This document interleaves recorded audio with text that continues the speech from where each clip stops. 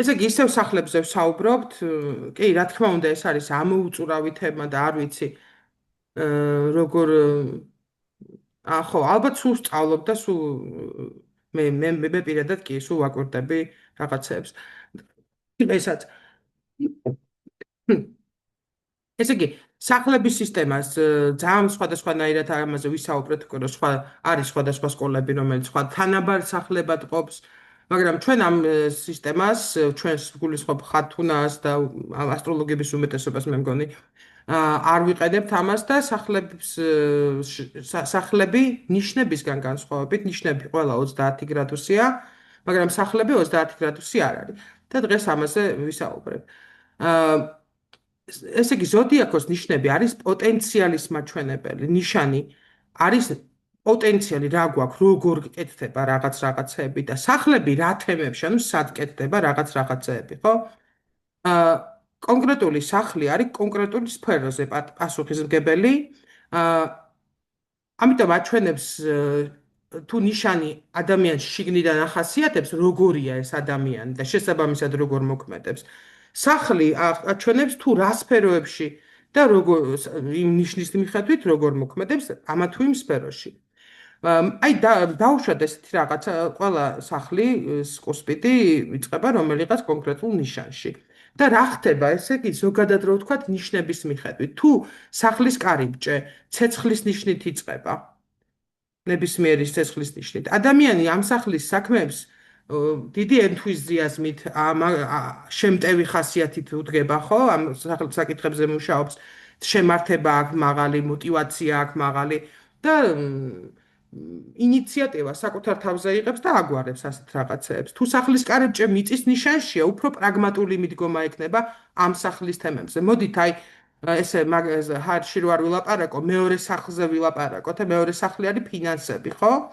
თუ ესე იგი ადამიანის მეორე სახლი იწყება ცეცხლის ნიშნით, ესე იგი ეს ესე პრიმიტიულად რო ვთქვა, მშოვნელი და ჩან თვითონ იმუშავებს, თვითონ გააკეთებს, თვითონ ექნება ხო შემოსავალი. თუ მიწის ნიშანით იწყება, შეიძლება პრაქტიკული იყოს და მას შეეძლოს დაგროვება ამ თანხის, შეეძლოს რაციონალური გამოყენება. სხვათა შორის ცეცხლის ნიშანი შეიძლება შოვნა შეეძლოს, მაგრამ ცეცხლის ნიშნით თუ იწყება მეორე სახლი, მაგრამ არ კონდეს ეს პრაგმატიზმი, გააჩნია დანარჩენ რუკას, რა თქმა უნდა ვამბობ ამას. თუ სახლის კარიბჭე ჰაერის ნიშანით იწყება, მაშინ ადამიანი იმ კონკრეტული სახლის თემებში ცდილობს, რომ სოციუმის, აი კავშირების ჩალიჩით ქართულ ჯიგრულ პონჩი გადაწყვეტოს ესადო ის საკითხი.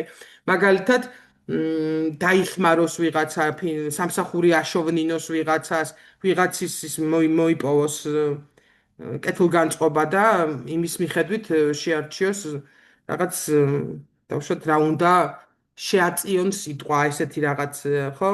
თუ სახლის კარიბჭე იგივე იწყება წყლის ნიშნით, აქ თუ წყლის ნიშნ ნებისმიერ არის საკუთარ გამოცდილებაზე დაყრდნობით, საკუთარ ნიჭზე დაყრდნობით, საკუთარ ინტუიციაზე დაყრდნობით მოქმედებს, რამაც შეიძლება ხშირად არასწორი, ну, ყველა მიდგომა შეიძლება არასწორი იყოს, მაგრამ აი მეორე სახლის თემებში საკუთარ თავს რო ენდობი, ცოტა ისეთია, ხო? აი შეიძლება იმდმეწარმეობისკენ უფრო კონდეს მიდრეკილება. რაღაცა უნარებზე დაყრდნობით მოქმედებს, იმაზე მეტად ვიდრე დაუშვათ ცოდნაზე დაყრდნობით. მათ შორის შეიძლება კომუნიკაციის უნარზე, რა თვალსაზრისით იცით, აი რო უშევლე გაუგოს ადამიანს და ინტუიციას მიენდოს ესეთი მოქმედება კონდეს. ну ის რომ ასცედენტი, დესცედენტი, მედიუმ ქოელი და ესენი ვიცით სახელები, რომ პირველ მეოთხე, მეშვიდე და მეოთხე მეათე სახლის კარიბჭეებს, რომ კონკრეტული სახელები ქვია, ჩვენ ეს უკვე ვთქვით და ისიც ვთქვით, რომ თითეული სახლი პირობითად შეესაბამება თითოეულ ზოდიაქოს ნიშანს და ვიწყებთ ვერძით, ვამთავრებთ თევზებით და პირველი სახლი არის შესაბამისად ვერძის თემები, მეორე სახლი კუროს თემები, მესამე სახლი ყუპების, მეოთხე კირჩხების. ეს ახლა უკვე ვისაუბრეთ და დიდად არ შევცვლიერდები ამაზე. სხვადასხვა სახელი ქვია, სხვადასხვა და ეს ფაილში კარგად არის მოცემული, მაგრამ აქაც გეტყვით, რომ პირველ სახლს სიცოცხლე ლათინურად ეს ადრე ესე ეძახდნენ და სიცოცხლის სახლი, ახლა კიდე ეგოს სახლს ეძახით ხშირად. მეორე სახლი შემოსავლის სახლი, ანუ თანამედროვე სახელით მატერიალური კეთილდღეობის სახლი, კომფორტის სახლი. მესამე სახლი ძმები ეს ფლათრეს ესე და ეხლა თანამედროვე კომუნიკაციის სახლი, ფართო გაგებით ძმების ალბათ, ხო? მეოთხე სახლი მშობელი და თანამედროვე სახელით ოჯახის სახელი. მეხუთე სახლი შთამომავლობა და სიამოვნების სახლს ვეძახით კიდე ამ სახლს შვილები და სიამოვნების სახლი. მეექვსე სახლი ჯანმრთელობის და აა იცით რა, მინდა გითხრათ, რომ აი კეთილბედის წერის სახლს მეხუთე სახლს ეძახდნენ და მეექვსე სახლს ბოროტი ბედის წერის სახლს და დღეს რო იმას ერთ სიამოვნება ქვია და მეორეს ჯანმრთელობა და სამსახური კიდე ხო მეექვსე სახლი მსახურების ალბათ ის არის სიმბოლურიც არის. მეშვიდე სახლი მეუღლე ან პარტნიორობის სახლს ვეძახით დღეს, იმიტომ რომ მარტო მეუღლე არ არის პარტნიორი. მერვე სახლი არის მთის კარიბჭე, დღევანდელ სიკვდილის და ასევე რეინკარნაციის, დღეს ესე ვეძახით, რეინკარნაციის ტრანსფორმაციის სახლს. რეინკარნაციას და ტრანსფორმაციას გულისხმობ, რეინკარნაცია, როგორც ხელახლა დაწყების, ანუ ტრანსფორმაციის სახლი. მეცხრე სახლი ეს არის კეთილსინდისიერება და დღეს ფილოსოფიის სახლსაც ეძახიან.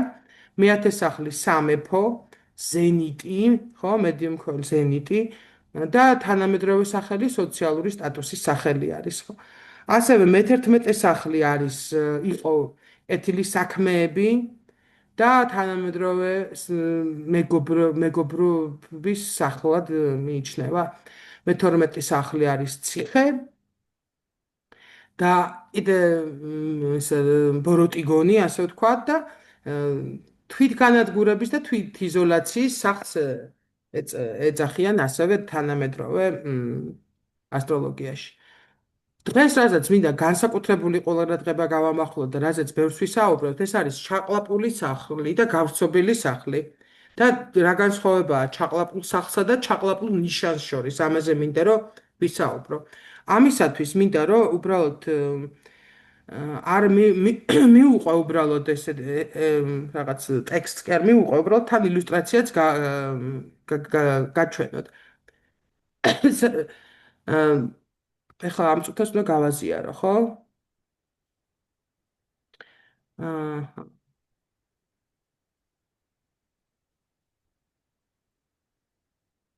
ეს გაზიარების სულ რატომ ეშლება, როგორ და რანაირად გავაკეთო?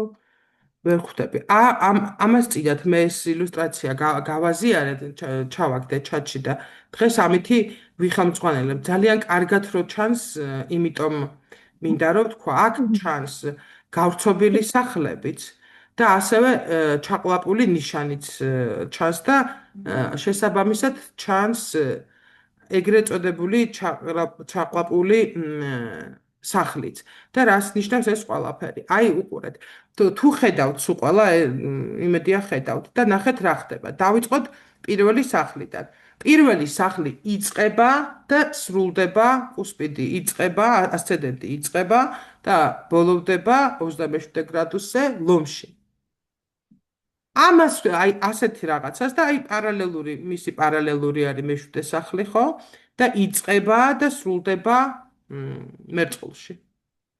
ეს არის სახლი, რომელსაც აქვს დასაწყისი და ბოლო, მაგრამ ჩაყლაპული, იმიტომ ქვია რომ 30 გრადუსზე ნაკლებია. 30 გრადუსზე ნაკლები არის იმიტომ, რომ ხედავთ, ერთ ნიშანში იწყება, ერთ ნიშანში მთავრდება.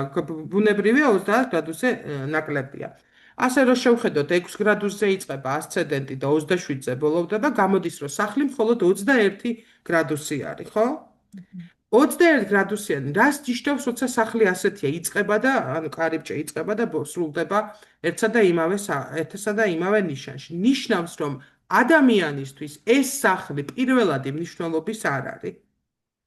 ან ეს მოგვარებული თემა, ან არ აინტერესებს ეს თემა ისე, რომ იყოს მნიშვნელოვანი. აქედან დასკვნა, რაც უფრო დიდია სახლი, რაც უფრო მრავალგრადუსიანია, მით უფრო მნიშვნელოვანია ეს მიმართულება, ადამიანის ცხოვრებაში. აქვე შევხედოთ მეოთხე სახლის კარიბჭეს, რომელიც იწყება სასწორში და ბოლოვდება შილდოსანში.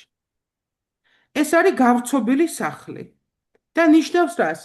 მეორე გავრცობილ სახლსაც გეტყვით მაგალითად, რომ აი მეორე სახლიც გავრცობილია, იმიტომ რომ ერთ ნიშანში კი არ არის, იწყება ლომში და გადადის ქალწულში. ორ ნიშანს მოიცავს. ეს არ არის ოღონდ არც ეს არ არის 30 გრადუსი, არც ეს არ არის 30 მაგრამ გრადუსი. მაინც გავრცობილია. მაგრამ ორ ნიშანს მოიცავს და ამიტომ გავრცობილია. ორ ან მეტ სახლს როცა მოიცავს, ეძახით რომ ორ ან მეტ ნიშანს რომ მოიცავს, ეს ნიშნავს რომ გავრცობილია.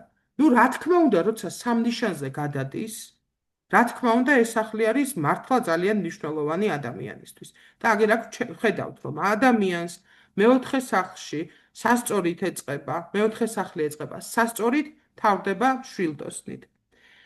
ეს არის მე-9 გრადუსი სასწორის, ანუ 21 გრადუსია სასწორის, ბოლოვდება 14 გრადუსით შილდოსანში და ეს ანუ მე-5 სახლი იწყება 14-ზე, 13 გრადუსი შილდოსნის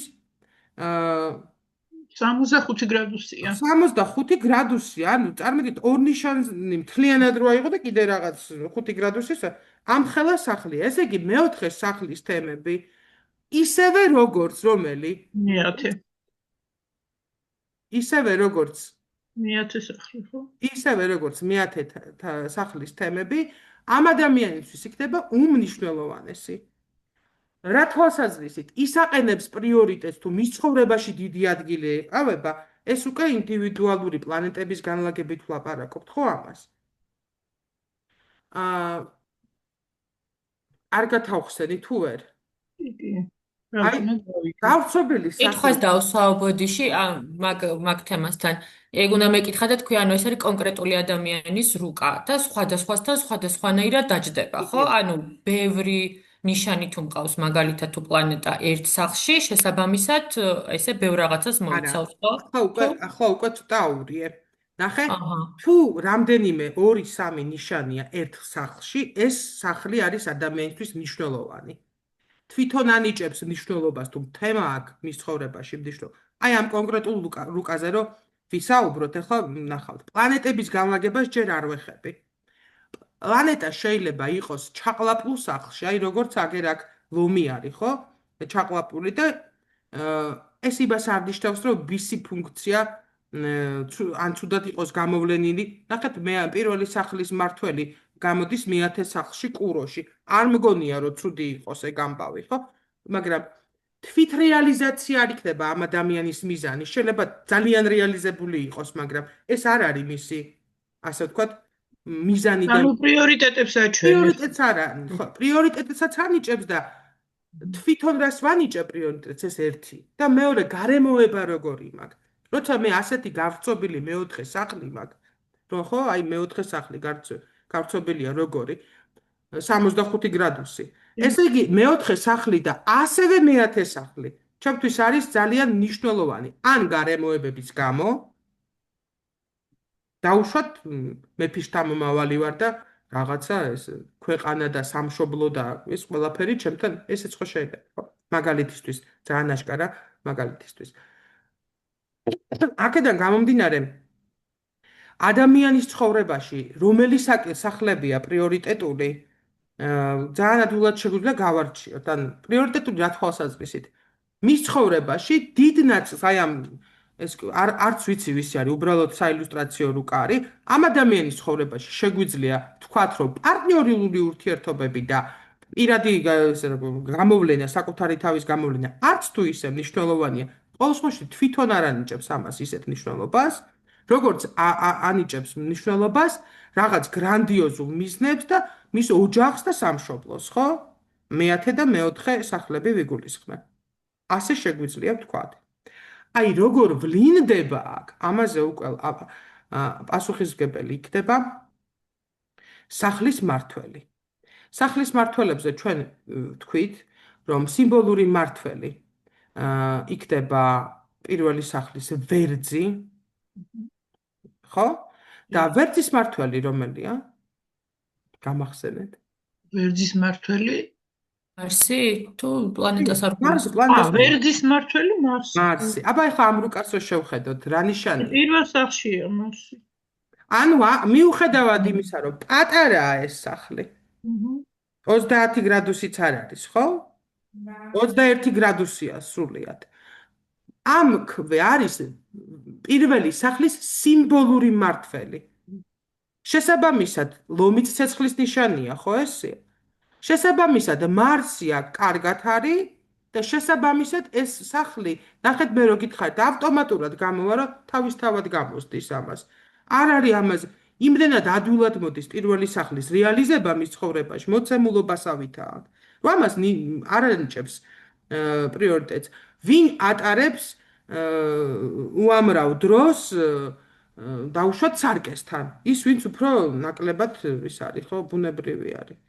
უფრო წესრიგდება, უფრო კომპენსაციის რითიც აკეთებს. და ამას ეს არ ჭირდება, ეს რეალიზდება უფრო მარტივად, ხო?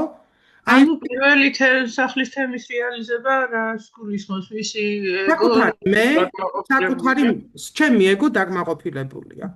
ამისთვის რომ მე თვითშეფასება დაბალი არ მქონდეს, მოცემულობაც კარგი მაქვს. მიუხედავად იმისა, რომ ეგოს სახლი თვითონ პატარა მაქვს, ხო? მაგრამ სავსეა ეს სახლი, ანუ რა თმინდა სიტყვაზე მქონდეს სამსართულიანი სახლი 500 კვადრატი და მქონდეს მარტო ერთი ოთახი მოწყობილი. როცა შეიძლება მქონდეს სამოთახიანი ბინა, ყველაფერი ყველანაირ, აი ესეთი თემა, ახლა აი ამ კონკრეტულ რუკაზე ვამბობ, შეიძლება ესეც არ იყოს დაზიანებული იყოს და ასე შემდეგ. სოფო, რომელ მმართველს უფრო დიდი მნიშვნელობა აქვს, სიმბოლურს თუ ჯერ რა თქმა უნდა ვიტყვი, რომ მზეს ამ შემთხვევაში მით უმეტეს ჯერ მაგას როგორი მმართველი ქვია? რეალური მმართველი. რეალური მმართველი, ხო? კი, რეალური მმართველს უფრო დიდი მნიშვნელობა აქვს. კი, და უბრალოდ ნახეთ რას ვამბობ, როდესაც აი ესეთი კარგი სიტუაცია მაქვს, როდესაც სიმბოლური მმართველი მყავს პირველ სახლში. რა თქმა უნდა ეს მეხმარება ეგოს რეალიზაციაში. ახლა შევხედოთ, რომ თვითონ ამ ლომის ასცენდენტის მზე, ამ რუკის მზე არის უროში, ხო? უროს სახლს შეხედეთ, მეათე სახლი იწყება ვერძით. ან ნახეთ როგორ ძალიან მაგარი რაღაცა გამოდის, რომ მზე არის ვერძის სახლში. ხო ხვდებით? ანუ მისი რეალიზება იმ თემებში, იმ მიზნებს, რასაც დაისახავს, ეგეც გამოუვა ამ ადამიანს, ხო, ვისიც არ უნდა იყოს ეს რუკა. იმიტომ რომ სიმბოლური მმართველი ვერძი ხო არის ამ ნიშნის და იქ ვერძის მმართველი პირველ სახლში ზის. არ არის ცუდი კომბინაცია. ფათ კარგი მდებარეობა არა აქვს, ხედავთ კვადრატს აკეთებს მზე და მარსი. ხო? მაგრამ ეს ნიშნავს, რომ ამას ბუნებრივი მონაცემები ეგოს თვალსაზრისით სულ ექნება, ეგოს გამო რაღაცა სისულელეებს არ ჩაიდენს და რაღაც იმას და თავის მიზნის მიღწევაშიც დაეხმარება. ნუ ახლა მთლად იდეალური ვარიანტი იქნებოდა, რომ მეათე სახლში იყოს და თან ვერძში იყოს მზე. ნუ აი ზღაპარი, ხო, იქნებოდა. ტრენი და გადასარევად იცხოვრებდა საერთოდ და ტრინს რო აკეთებდეს იმასთან, მარსთან. ხო, აი მაგას ვამ, ვერტში რო იყოს და ტრინს აკეთებდეს მარსთან, საერთოდ ავშენ ესეთი შესაშური რუკა იქნებოდა ეგრევე, მით უმეტეს მამაკაცისთვის ვიტყოდი, მამაკაცისთვის იქნებოდა ფანტასტიკური რუკა. მე მგონი ამას მივხვდით და კარგად ავხსენით, თუ არა კიდე მითხართ, მაგრამ მეოთხე სახლში მინდა კიდე აი დავაკონკრეტო. ამ ჩვენ 65 გრადუსიან სახლში, რომელიც სასწორით იწყება და რომელიც მშვილდოსანით მთავრდება, არც ერთი პლანეტა არ არის. ახლა სად მივდივართ? მმართველებს უყურებთ, სიმბოლურ მმართველს ფარეს უყურებთ, რომ მეხუთე სახლშია, რეალური მმართველი სასწორის ჩემთვის ქირონია, ხო და ქირონს ვეძებ, სად არის აქ მე მგონი ქირონი არ არის მოცემული, ხო ესეა? არა. ეს ძველი 7 პლანეტით არის, ხო? არ არის მოცემული და ვუყურებ სად არის ქირონი და რა სიტყვით. მეხუთე სახლი იწყება იუპიტერი, თორე მეოთხე სასწორით იწყება. არა, მშვიდოსანიც ხო ყავს მეოთხე სახლში და იუპიტერს კი, მაგრამ სახლის მმართველად, მეოთხე სახლის მმართველად გამოიყო არის, კი, ასე. ხო და შემდეგ უყურებ, აი თქვენ რაც თქვით, ის პლანეტები როგორ მოქმედებს, სიმბოლური მმართველები როგორ მოქმედებს, სასწორი მაქვს, შემდეგ მორიელი მაქვს, ხო ესეა? და მე ამას ეს ახლა ცარიელ სახლზე რომ საუბრობდით, წინაჯერზე ნინო რომ მეკითხებოდა, რომ სახლი შეიძლება საერთოდ არ გქონდეს. აი ნახეთ, ეს მეათე სახლი, რომელიც 65 გრადუსიანია, შეგნით არც ერთი პლანეტა არ არის. მეოთხე სახლია. მეოთხე სახლი, ხო, მეოთხე სახლი. სხვათა შორის მე-11-შიც არ არის და მე-12-შიც არ არის. არც მეორეში არ არის პლანეტა, აგერ თუ შეხედავთ. ის არ გვაქვს მოცემული ქირონი და პროზერპინა, მაგრამ ისევ ამ წუთას რასაც უყურებთ, არ არის, ხო ესია. მე-6 სახლშიც არ არის პლანეტა. მე-7 სახლშიც არ არის პლანეტა ლილიტია მხოლოდ. ანუ ეს რომ არ არის, სულაც არ ნიშნავს იმას, რომ ეს სახლები არ მუშაობს, ან რაღაც მოქმედება არ ხდება. არ არსებობს რუკა, რომელშიც სახლი არ არსებობს. 21 გრადუსიანი იქნება თუ 15 გრადუსიანი, სახლი მაინც იქნება. თუ 65 გრადუსიანი, აგერ ხო, 65 გრადუსია არც ერთ პლანეტას შეგნით არ არის. ამაზეც ვისაუბრებთ. ახლა რას ნიშნავს, როდესაც პლანეტა არ არის კონკრეტულ სახლში. ესე იგი, აი ამ რუკაზე, რომელსაც ახლა ჩანებდით, იყო მეოთხე სახლში ჩართული ნიშანი ქვია იმას, რომელზეც კუსპიდი არ გადის. თუ ზოდიაქოს ნიშანზე არ გადის სახლის კუსპიდი, ის ნიშანი არის მორიელი. ამ შემთხვევაში მეოთხე სახლში მეორიელი იყო, რომელსაც კუსპიდი არ გადის, შესაბამისად ეს ნიშანი არის ჩართული. აქაც ვიმეორებ. შეიძლება ისევე ჩართული იყოს, მაგრამ არ იყოს რუკაზე ესეთი რაღაცა უბრალოდ არ შეიძლება რომ არსებობდეს. რა მინდა კიდე ამ თემაზე გეთქვათ, კიდე სხვა რუკასაც გაჩვენებთ და კიდე სხვა რაღაცეებსაც ბევრს გაჩვენებთ. ჩართული ნიშანი და პლანეტები. ჩართული ნიშანი, ეს არის ნიშანი, რომელსაც არ კვეთს არც ერთი კუსპიდი. ან ნიშანი მთლიანად მოქცეულია რომელიმე სახლის შიგნით. ჩართულია პლანეტა, თუ რა იქნება ჩართული პლანეტა? მოდი ახლა იქ დაუბრუნდები კიდე იმ სურათს, რომ კარგად ვნახოთ. სურათს თუ ილუსტრაციას როგორც არის. ან მეორეს გავხსნი, მე მგონი აქ უნდა იყოს. აი კი, აქ არის და ამას გავაზიარებ.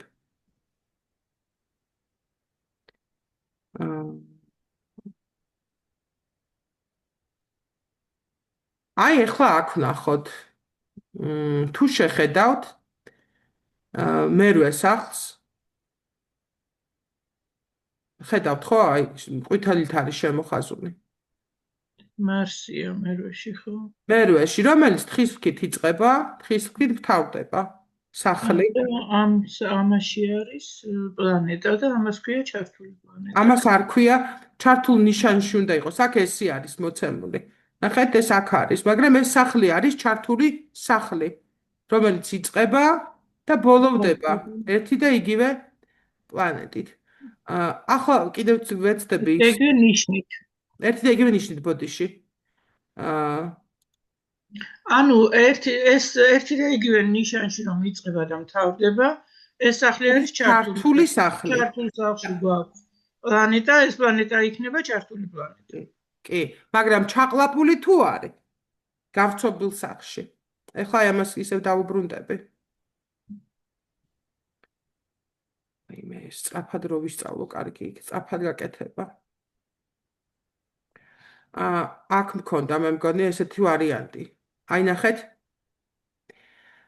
როდესაც მერკური და მზე მეათე სახლში ჩართული ნიშანი მაქვს, ჩაყლაპული ნიშანი მაქვს.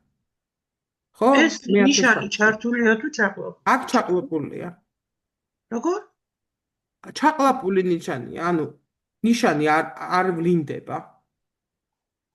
არა, წეღან ხო თქვით, რომ ნიშანი, რომელზეც არც ერთი კუსპიდი არ გადის, არც ერთი სახლის, ის არის ჩართული ნიშანი. მაშინ პურო ჩართული გამოდის, ხო? დიახ, ერთი და იგივე სიტყვებია. ანუ ჩაყლაპული და ჩართული ერთი და იგივე. რომელიც შთანთქმულია, რომელიც არ მუშაობს, ესე ვთქვათ. ხო, ანუ ერთი და იგივე აზრია. ჩართულს ვიტყვი, რომ აღარ შეგვეშალოს, ხო? და არ შემეშალოს მე თვითონვე. ჩართულ ნიშანში, როდესაც არის პლანეტა, ეს არის პლანეტა, რომელიც ხდება ჩართულ ნიშანში.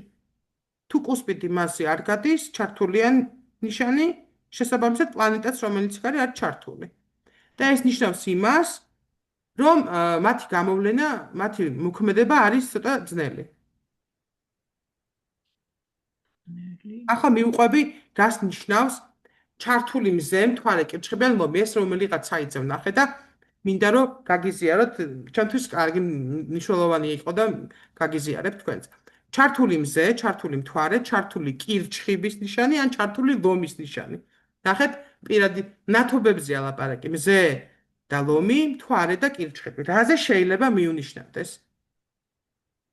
ეს შეიძლება როდესაც ჩართულია მზე, მთვარე, კირჩხიბი ან ლომი, ეს შეიძლება მიუნიშნავდეს იმაზე, რომ მისი საგვარეულო შტო, ადამიანის საგვარეულო შტო, ტრადიციები შეიძლება დასრულდეს ამ კონკრეტულ ადამიანზე. და ეს შეიძლება ნიშნავდეს, რომ მას არ ეყოლება შვილები. შეიძლება რომ დაკარგოს შვილები. შეიძლება რომ მხოლოდ გოგოები. ბატონო? ვერ დატოვებს თავმოყრა. სამომავლობას ვერ დატოვებს, ან გვარს ვერ გააგრძელებს. გოგოები შეიძლება მყავდეს მარტო. შეიძლება შეიცვალოს ქვეყანა და გადავიდეს სხვაგან საცხოვრებლად და დაკარგოს ქართული დაავიწყდეს, ხო, ესეთ რო ვთქვათ. შეიძლება დაკარგოს სახლი. აი ესეთი სახლი, რომელიც დაეწვას ეს სახლი ბანკმა არ აქვს მნიშვნელობა, დაკარგოს თავის პირად სახლს. ტრადიციები სადაც მოდის, ხო? და შეიძლება მიუთითებდეს იმაზე, რომ ნაადრევად დაკარგოს ქმარი, შობელი, რაღაც ბებია ახალგაზრდა, ბაბუა ახალგაზრდა, ასაკში დაკარგოს ეს ადამიანები და თან ისინიც ახალგაზრდები იყო. თუ ესეთი მოცემულობა აქვს რუკაში, ყველა ადამიანი სხვადასხვანაირად უყურებს ამ თავის მოცემულობას რუკაში, ხო? და ზოგი იწყებს მოქმედებას და რაღაცეებს თმობს, რაღაცეებს ავითარებს, ანუ იმას უბრუნდები, რომ ეს არ არის განაჩენი. და ამის მაგალითად ამ სტატიის ავტორს მოყავს დედოფალი ელისაბედი. დედოფალი ელისაბედი, რომელსაც ჰქონდა ჩართული მზე და მთვარე ლომში. და მიუხედავად ამისა, მიუხედავად იმისა, რომ მასზე უნდა გაჩერებული იყო წესი და კანონით გვარი და მე კი ვიტყვი, რომ პრინციპში თუ ამას გავითვალისწინებთ, რომ მამით გადადის, ასე და მამაკაცით გადადის, თუ ამას მივყვებით, შეიძლება ითქვას, რომ გათავდა კიდევაც, მაგრამ ვიცით, რომ მისი შვილები არიან ელისაბედის შვილები და არა მამის, რა ქვია, რა ერთხვა იმ პრინცს დამავიწყდა და შეძლო, რომ გაეგრძელებინა ტრადიციაც, გვარიც და ყოველ შემთხვევაში ახალი მეფეც აგრძელებს იმ შტოს, ხო ესეა. და აგერ აქ არის ეხლა გაგიზიარებთ ამ სურათს სადაც არის ელისაბედის რუკა მოცემული ფაილშია, ეს იქნება ფაილში, რა თქმა უნდა, მოგაწოდებთ ამას.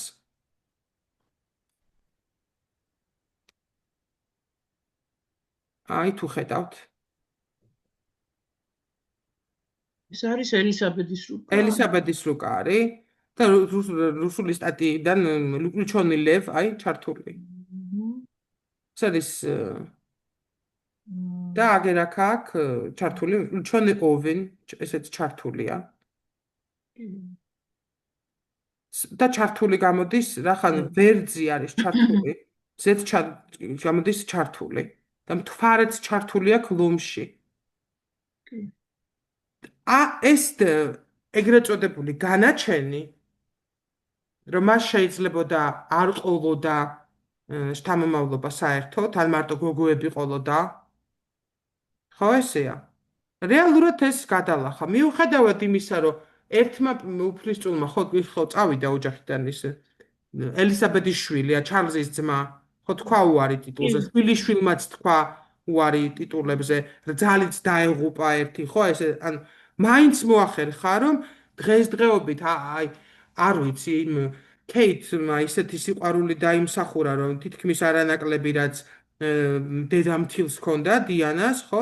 ამდენი შვილი გაუჩინა და დღეს ზღუშინ იყო, როგორ BBC აზიარებდა იმ ჩარლის შვილიშვილი გოგონას სურათს, უკვე თავზე გვირგვინი რო ადგას, ანუ გაძლიერდა ოჯახი.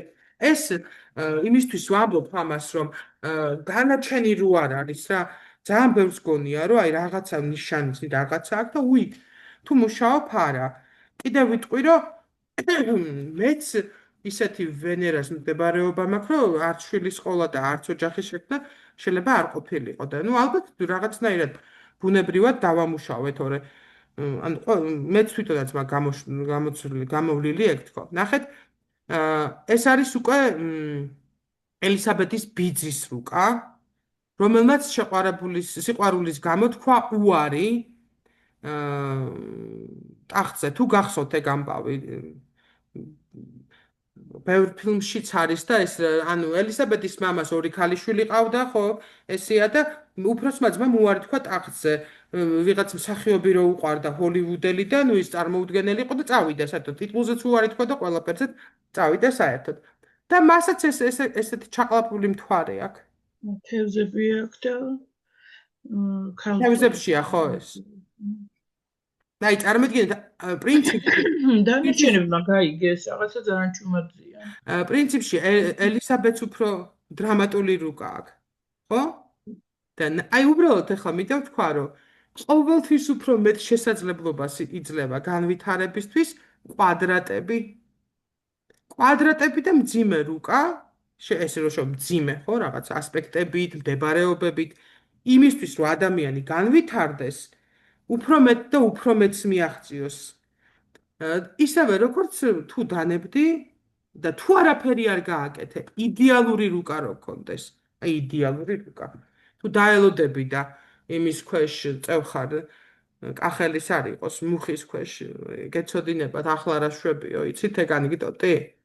კახელი რო წევს ესე თავისთვის ჩრდილის ქვეშ და გახურებს რაღაცას, კოკი წყალის ღვინო უდგას იქ და მოდის ამერიკელი ეუბნება ესო ვისიაო და ჩემიაო, მერე ადექიო, დაამუშავე, მოიყვანე მოსავალიო, ის გააკეთე, დიდი ის მეურნეობა აწყეთ და მერე დაწექიო და იწექიო, ეხლა წამოწექი აგერ აქ ჩრდილ ქვეშო და ეხლა რას ვაკეთებო?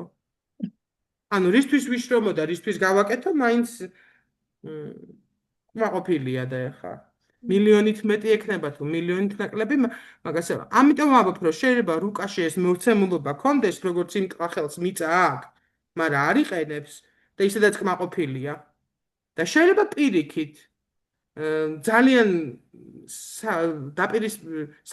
ოპოზიციებით კვადრატური დატვირთული რუკა იყოს და მისცეს ადამიანს ისეთი შესაძლებლობა, რომ თავისთავად მისცეს კი არა, თვითონ ადამიანმა ნახოს თავისთავში ძალა. უნდოდეს და გააკეთოს. მე მყავდა მეგობარი, რომელიც წლების განმავლობაში იმას მელაპარაკებოდა, რომ წარმატებას რო ვეახცეს თავის სფეროში, არის იმისი ბრალი, რომ ინგლისური არ იცის. წლების განმავლობაში ჩემი მეგობარი არის, წარმოიდგინე. აი, პირველად რო გაგიჩნდა აზრი, რომ ინგლისური რო არ ვიცი, იმიტომ არის ესე და მე ყავარ მეგობრად. გავიდა 15 წელი მას მერე და ისე მე ყავარ მეგობრად და ინგლისური ისევ არ იცი. და რა გააკეთე? ხო, ანუ მოგწონს რა ამ სიტუაციაში ყოფნა რა. გეზარება, მე ინგლისური რო გეცოდინება, რას დააბრალებ, ხო? აი ეგეთი თემა, ვიღაცა ადგება და ისწავლის ინგლისურს, ვიღაცა არა. ახლა მინდა გითხრათ ისევ იმ რუკას დაუბრუნდები, რომელიც თავიდან გაჩვანეთ და იმის მიხედვით ერთ რამეს ვიზა, ვიცი, ერთ რამეს ვიტყვი. თავიდან კარგად, ამაზე კარგად ჩანს. როგორც აქ გამოჩნდა, ხო, ხედავთ. აი ეს აქ პირველ სახლი თუ არის ჩართული, ხო? იწყება და მთავრდება ლომში, ბუნებრივია, რომ მეშვიდე სახლიც ესე იქნება. იმიტომ რომ სიმეტრია არის მთავარი პრინციპი, რაც სახლების განაწილებაში ხდება, ხო? არა მოპირდაპირე ნიშნები, ერთ ღერძზე არსებული ნიშნები კი არა და ერთ ღერძზე არსებული სახლები იქნება თანაბარ გრადუსიანი. თუ პირველი სახლი არის 21 გრადუსი, 21 გრადუსი იქნება ასევე მეშვიდე სახლიც. თუ მეოთხე სახლი არის 65 გრადუსი, 65 გრადუსი იქნება ასევე მეათე სახლიც. აი ამ ღერძზე არსებულ სახლებს შორის არის, რა თქმა უნდა, უდიდესი კავშირი. თუ ეგო არის პირველი სახლი და მე ვარ, მეშვიდე სახლი არის ჩვენ, ანუ მე ჩემი ეგო უნდა დავთრგუნო, რა თქმა უნდა, ჩემი პარტნიორის სასარგებლოდ, ხო? ასევე მეორე ღერძი იქნება მეორე სახლი, მერვე სახლი, მესამე სახლი, მეცხრე სახლი, მეოთხე, მეათე, მეხუთე, მე-11, მე-6, მე-12. ჯამში თავისთავად ვინაიდან სულ გვაქვს 12 სახლი, გამოვა 6 წყვილი და 6 ღერძი. ახლა მინდა რომ ამ ღერძებზე გესაუბროთ. ესე იგი ღერძიც ხომ მე მგონი გავთიშე და ეს ბოლომდე მინდა კარგად ავხსნე ზუსტად ეს თემა და ამას იმაშვები, რა ქვია. თუ პირველი სახლი არის ჩართული, ღერძიც ხო ჩართული იქნება. ანუ მე პირველი სახლი, მეშვიდე სახლი, ორივე ჩართული სახლია და შესაბამისად ეს ღერძი არის ჩართული, მაშინ როცა მეოთხე და მეათე სახლები არის გავრცობილი ღერძი. და ახლა მე მინდა ზუსტად გესაუბროთ აი ამ ჩართულ და სახლებზე. რა ხდება, როდესაც ღერძი პირველი და მეშვიდე სახლის ღერძი არის ჩართული? ამ შემთხვევაში რა ხდება? ამ შემთხვევაში ხდება ესეთი რამე, რომ ადამიანის ცხოვრების განმავლობაში კიდევ შეიცვლება, მაშინ აუცილებლად გამოვლინდება აქ ესე წეწერას და მეორე ძირი. მე ვიტყოდი, რომ მეორე სუნთქვა თუ რაც არის. ადამიანი შეიძლება ეს ადამიანი ჩართული სახლით შეიძლება სხვანაირი გახდეს. სხვანაირად, აი რადიკალურად შეიცვალოს. უმოქმედოდან, რომელსაც აი რო ვთქვით პირველ სახლს ლომის მაგალითზე, კაი მდებარეობები რო ქონდა, იმიტომ ვთქვით, რომ მეტადიოლად ექნება, ხო? ის მარსი რო ყავდა პირველ სახლში პლუს ამას. ხო და ასეთ ადამიანს თავისით რომ მიდის ცხოვრება, აი მიდის თავისით და ყველაფერი კარგად აქვს, უცბად შეიძლება მე შეიცვალოს და თვითონაც დაიწყოს ქმედება, აქტიური გახდეს, აქტიურად დაიწყოს მოქმედება და ის თანდაყოლილები რაც აქვს, ყველა ნიჭი რაც აქვს, გამოავლინოს უფრო მკვეთრად, უფრო მძაფიოდ და სხვებისთვის დასანახად, უფრო მძაფრად და სხვებისთვის დასანახად. რა სურპრიზებს მალავს, ამაზეც ვიტყვი, ეს ღერძის ჩართულობა. მაგალითად, მეშვიდე სახლის მიხედვით შეიძლება იყოს, რომ ეს ადამიანი მალავდეს თავსაც ეს ანუ რეალურ თავს არ ავლენდეს, ასევე შეიძლება ამ ადამიანს ჰქონდეს ფარული ურთიერთობები. არავინ არ იცოდეს, რომ ყავს ცოლ-შვილი. დაუშვათ საზოგადოებაში ისე ტრიალებდეს, რომ არც იცოდნენ, რომ ცოლ-შვილი ყავს.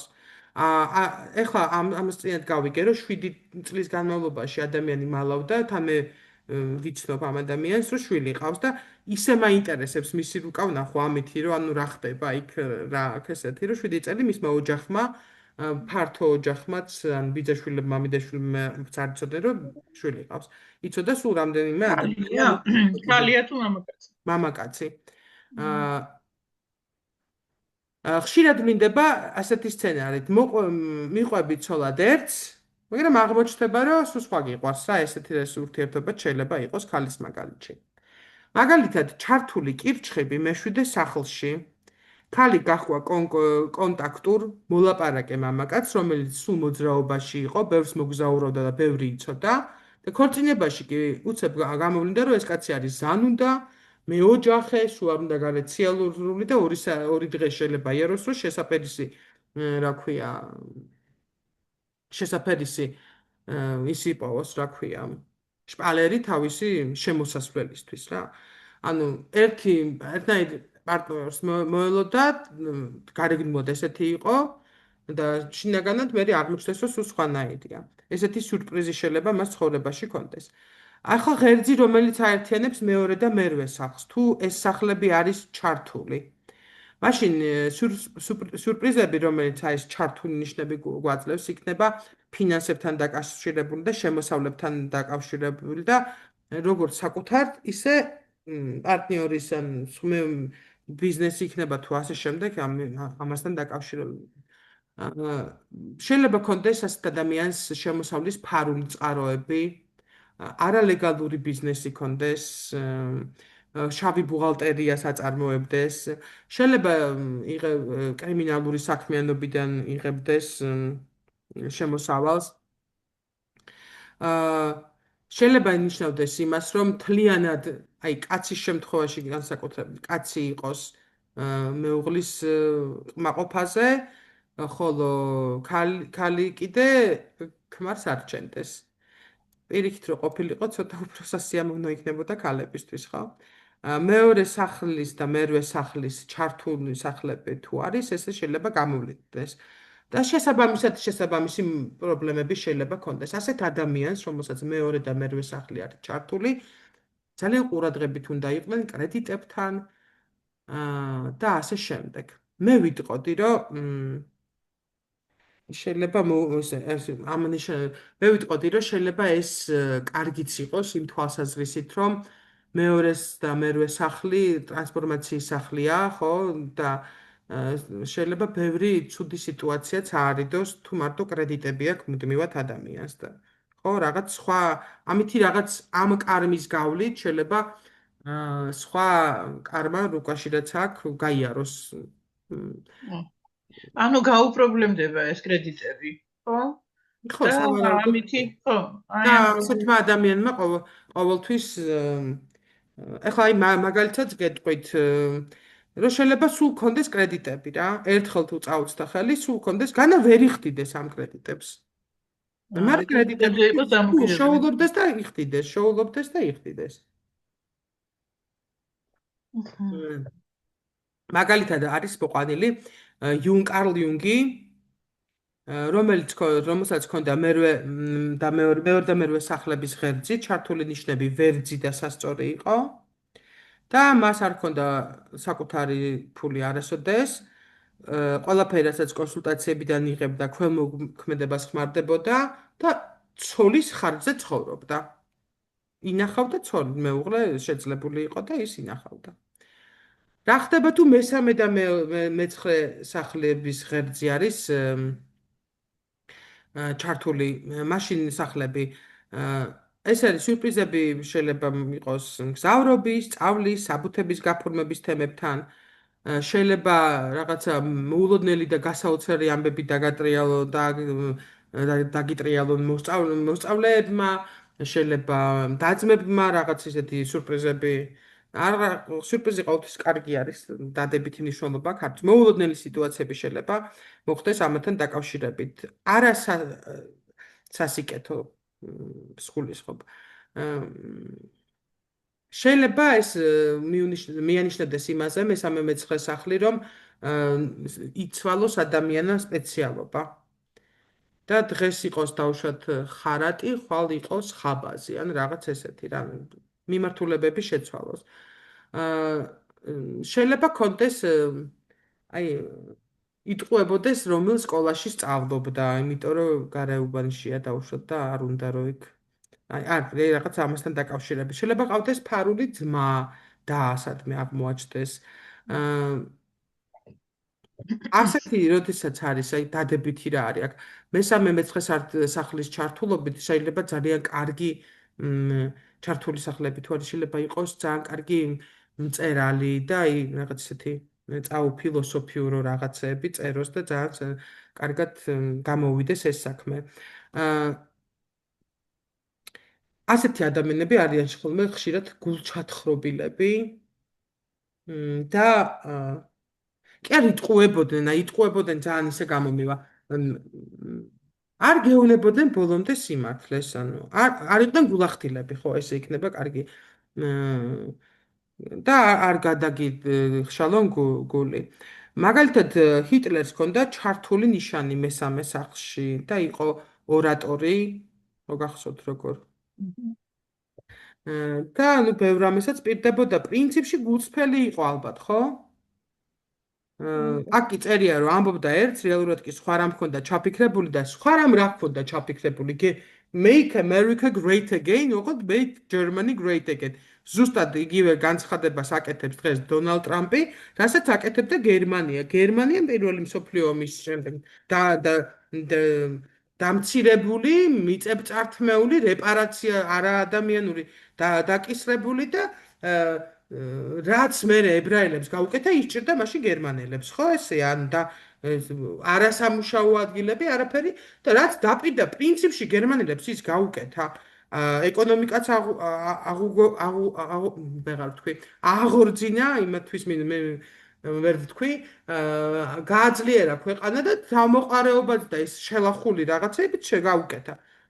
რამდენად თვითონ ეს მას უნდოდა და რა ამოძრავებდა ეს სხვა მისცაულ ვერ ვიტყვი. მე მგონი იქ იყო გერმანელები, რომლებიც ძალიან კარგად ხედავდნენ, რომ მის ებრაელი მეზობლები წაიყვანეს და გააკეთეს და ძალიან საწყობდა. შეიძლება, იმიტომ რომ ეს არ არის ეს დღევანდელ სამყაროში ხშირად ამბობენ, რომ ეს ქსენოფობია და ებრაელების სიძულვილი თითქოს ახალია და სულ ესე იყო.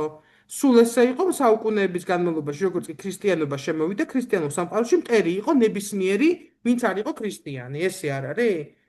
მართლმადიდებლები კიდევ უფრო შორს ვარ წასულები, იმიტომ რომ ჩვენ ქრისტიანებიც მწვალებელი, ყველა მწვალებელია, მარტო მართლმადიდებელი, ჩვენ რუსები და სერბები შევართ 60 დღეში, დანარჩენი ყველა დაიწვება ჯოჯოხეთში ახლა. ეს ადვილია, მტერი ხშია წყურია, იმიტომ რომ აგერ ებრაელები არიან, თორე ისინი რომ მუშაობენ და მუხტაუდრეკად მუშაობენ სხვადასხვა პროფესიები და არ ფლანგავენ და მათი რელიგიიდან გამომდინარე ძალიან რელიგიურები არიან და იცავენ, ასე ვთქვათ, არ გულაობენ რა და შესაბამისად ის ფულიც ეზოგებათ, ხო? და ამიტომ მე ვშურს იმათი და ნუ მოკლედ, ცოლ წავედი, ახლა სხვაგან გადავედი. მეოთხე მეათე სახლი ამ წუთას ქონდა ზუსტად მაგალითი, ხო? ეს შეიძლება მიანიშნებდეს იმაზე, რომ ჩვენ შეიძლება ადამიანმა შეიძლება არ იცის საკუთარი ოჯახის შესახებ ბევრი რამ. შეიძლება აყვანილი იყოს, შეიძლება არაკანონიერი იყოს, აი არ იცის. შეიძლება მამამისი ნაციხარია და არ იცის, რაღაცა არ იცის. შეიძლება ნაცისტების ეს იყო გენერალი ბაბუა, უბრალოდ არ იცის და ესეთი შემთხვევები ბევრი იყო, ხო, იგივე გერმანიაში, როცა არ იცოდნენ, რომ SS-ის მაღალჩინოსანი იყო მისი წინაპარი. შეიძლება არ იცოდეს რეალურად რა მოხდა, როგორ შეიქნა მისი ოჯახი. ან ისიც შეიძლება არ იცოდეს, რომ თვითონ კი არა, შეიძლება მისი მშობელია რომელიმე აყვანილი. მოკლედ, საიდან მოდის არ იცის. ფესვები არ იცის. შეიძლება ბევრმა ვიცით ჩვენ, რომ გვარი გადაიკეთეს, სომხებმა გადაიკეთეს და ქართველები გახდნენ. იზიდებმა, მე მყავს რომელი ბავშვები 4 კლასი, რომ აი ეს რაღაც ქურთული გვარის იყვნენ და მე-5 კლასიდან მივიდნენ სკოლაში ქართული გვარებით. ახლა ეს მე ვიცი და მე სხვა არ წავალ და არ ვეტყვი მის შვილს, რომ იცი შვილო შენ წარმოშობით ქართველი კი არ ხარ. და რაღაც, ან რატო უნდა უთხრა, ხა ის ქართველობს, ჩემი აზრით, ახლა 200 წელი რო აქ ცხოვრე, უკვე ქართველი ხარ, რანაირი გვარიც არ უნდა გქონდეს, ხო? და აი ახლა მის შვილიშვილს შეიძლება არ იცოდეს, ხო, რომ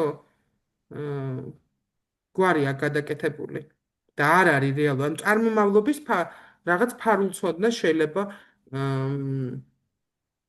შეიძლება აღმოაჩინონ უცბად, რომ რაღაცა სადღაც სახლი აქვს, ქონება აქვს რაღაც და ხო, ესეთი მამა-პაპისეული და აქეთ მოაკითხონ, რომ თქვენი ქონება წაიღეთ თუ შეიძლება, ხო?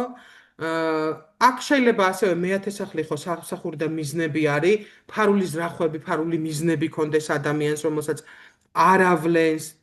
ეს როცა გავრცობილი კი, როცა ჩართულია იმას ვამბობ, ხო? როცა არის რაღაცა ვერ გაუგებ რა უნდა, რა მიზანი აქვს ცხოვრებაში, შეიძლება იმაზეც მივნიშნებდეთ. გავრცობილი არ იგულისხმება ამ შემთხვევაში. არა, ჩართულზე ვლაპარაკობ. ახლა სულ ჩართულებზე ვლაპარაკობ. ხო, ეს სახლია. ეს როდესაც სახლი არის, ნიშანი გვაქვს, ეს სახლი როდესაც რომელიც არის 28 გრადუსით და ნაკლები, 29 გრადუსით და ნაკლები, სახლზე ვლაპარაკობ, ხა ამ ღერძებზე.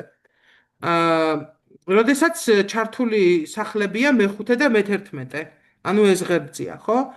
აქ შეიძლება მოულოდნელობები იყოს დაკავშირებული შვილებთან, თაყვანისმცემლებთან, მეგობრებთან, შემოქმედებით პროექტებთან, უცბად მთავარ როლზე მიგიწვიონ, უცბად შენი შვილი რაღაც სასწაული ჩაიდინოს. შეიძლება იმიუნიშნებდეს იმას, რომ გულახდილობა არა, ანუ კარგი ურთიერთობა არ გაქვს, არ აქონდეს ადამიანს შვილებთან. არ გიმალავდეს შვილი რაღაცები არ იცოდეს შვილის შესახებ.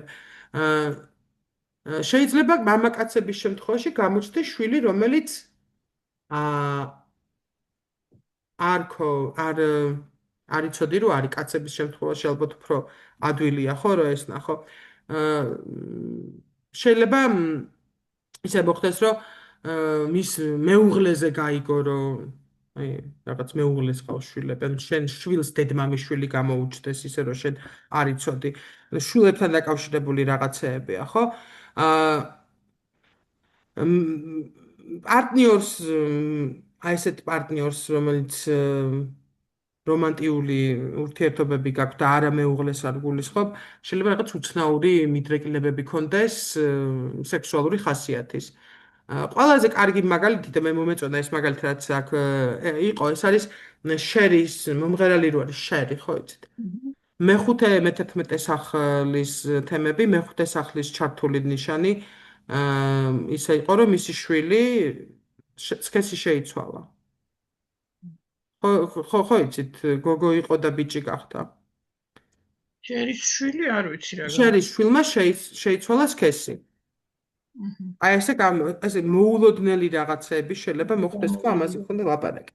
ღერძი რომელიც ეხება ანუ მე-6 და მე-12 სახლების ჩართულობას, ეს არის სამსახური და ჯანმრთელობა.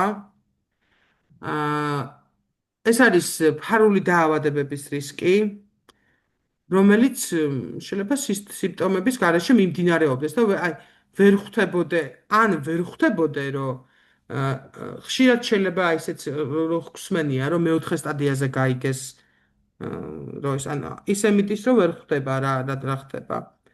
როდესაც მე-6 და მე-12 სახლები არის ჩართული ადამიანის რუკაში და თქვენ ამას ნახავთ, უნდა ურჩიოთ რომ მე რეგულარულად წელიწადში ორჯერ თუ არა ერთხელ მაინც ჩაიტაროს პროფილაქტიკური ზოგადი აი კვლევებს რო ვაკეთებენ ხოლმე, ხო იცით? ეს უნდა ურჩიოთ, ქალის შემთხვევაში უნდა ურჩიოთ ალბათ რომ რეგულარულ სკრინინგ პროგრამები მით უმეტეს არის რომ გაიკეთოს თუ ადამიანის რუკაში მე-6 და გავიმეორებ, მე-6 და მე-12 სახლები არის ჩართული. ანუ მხოლოდ ერთ ნიშანშია განლაგებული. ამ თემებს უნდა მიაქციოს ყურადღება.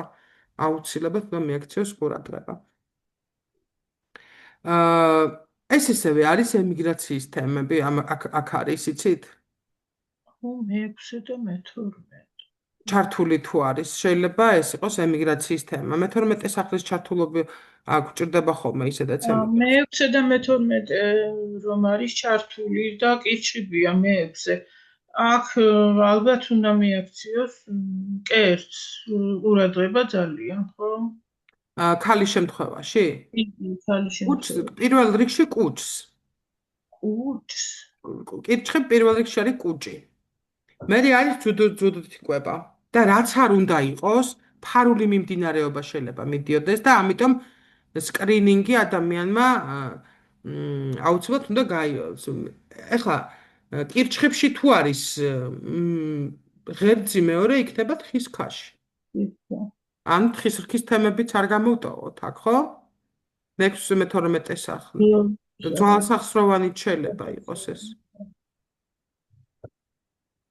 და ფარული მიმდინარეობა რო შეიძლება იყოს, ამიტომ ეხლა აი იცით აი რა არ მესმის რომ ძალიან ხშირად რუკის მიღმაც არ მესმის გენეტიკურად რომ ბებიაშენიდან და ბებიის დედიდან მოყოლებული რაღაც დაავადება მოდის ხოლმე რატოა გაიკეთე ეს სკრინინგი უფასოა ხო ამ რაღაც ასაკიდან მით უმეტეს და მე რაც არ უნდა ფასიანი იყოს, გასვენებაზე იაფი ნამდვილად ჯდება ეხლა რა და წადი გაიკეთე და ნუ იმაშვები, რა ქვია.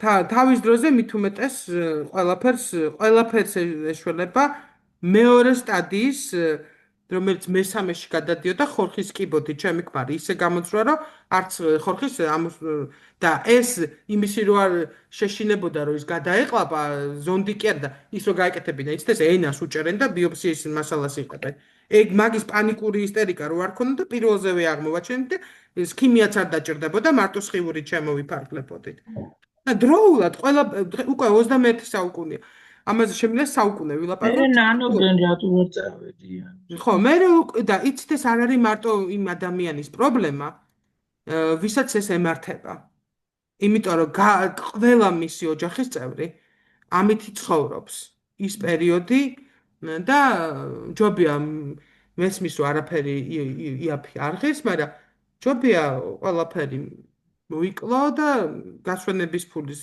დახარჯვას ჯანმრთელობაზე ფული დახარჯო ის ჯობია რა ესევით არავინ არ დავშებით მაინც ესე იგი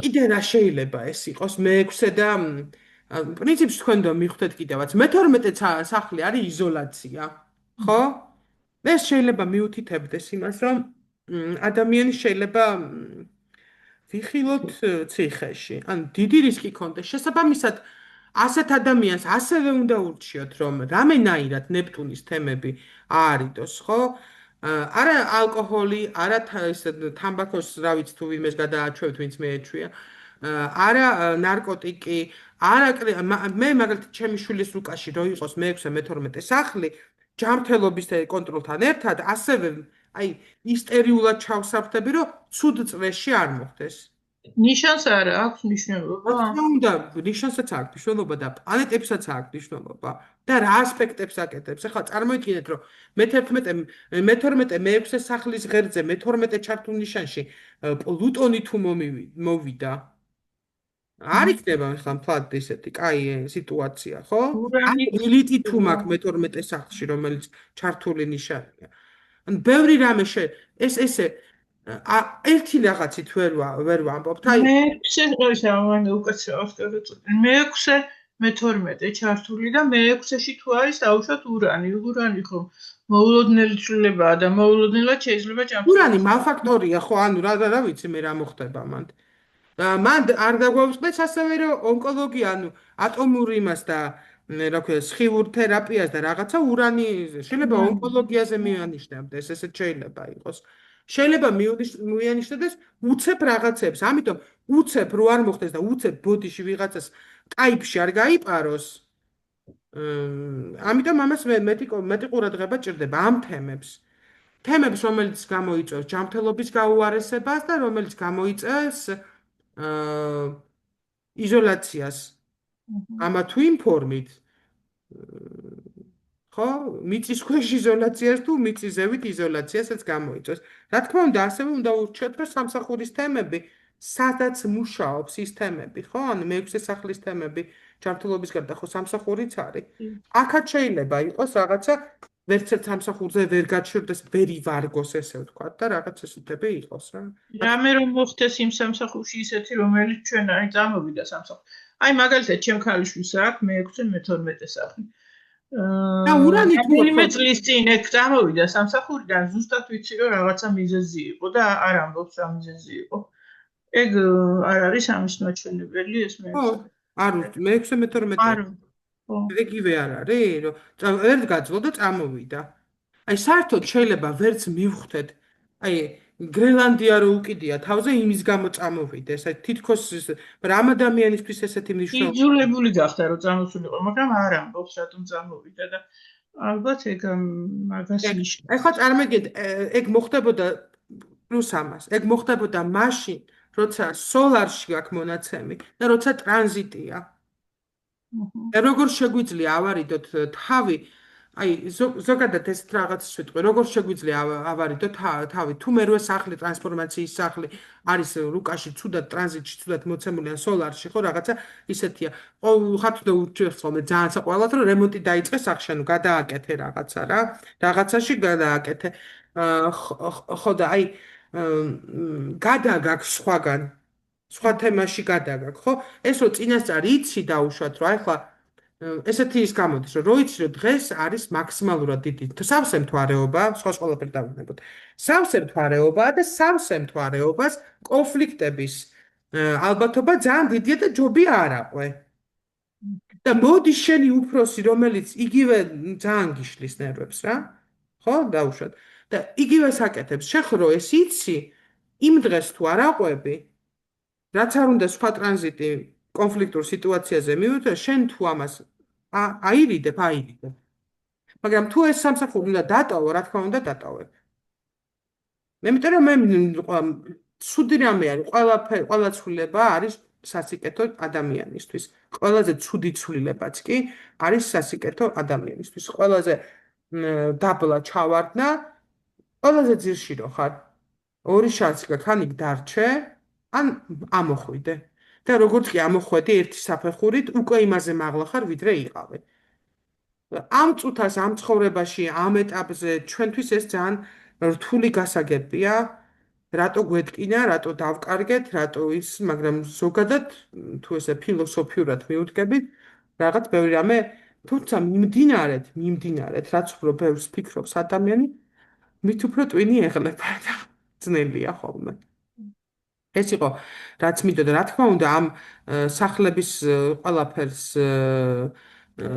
მასალებს ავტვირთავ და თუ კიდე რამე იქნება დამატებით შეკითხვა, მზად ვარ, რომ გიპასუხოთ. ასე შევაჯამოთ ეს წელი და რა ვიცი, შემდეგზე ან ისევ სახლები, გავრცობილი სახლების არ მგონია, მაგრამ მე ვფიქრობ, რომ ნიშნებით განვაახლოთ 18-ში, ხო? ესეა. 18-ში განვაახლებთ კი. ფაინი არის. ერთი შეკითხვა მაქვს სასოფო თუ დავამთავრეთ. მეორე მერვე სახლზე